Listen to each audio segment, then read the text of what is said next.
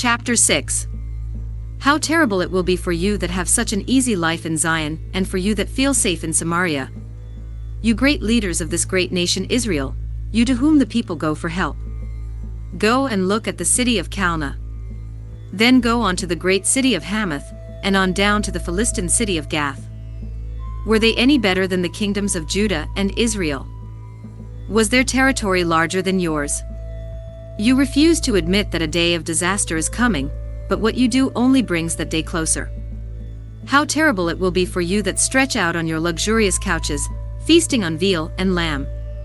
You like to compose songs, as David did, and play them on harps.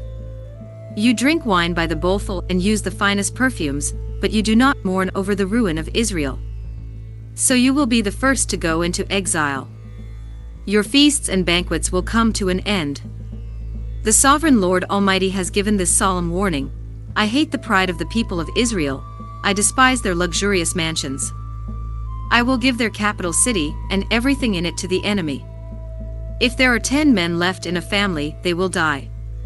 The dead man's relative, the one in charge of the funeral, will take the body out of the house. The relative will call to whoever is still left in the house, "Is anyone else there with you?" The person will answer, "No." Then the relative will say, "Be quiet. We must be careful not even to mention the Lord's name.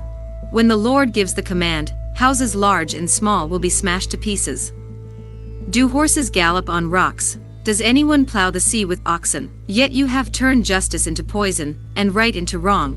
You brag about capturing the town of Lodabar. You boast, "We were strong enough to take Karnaim."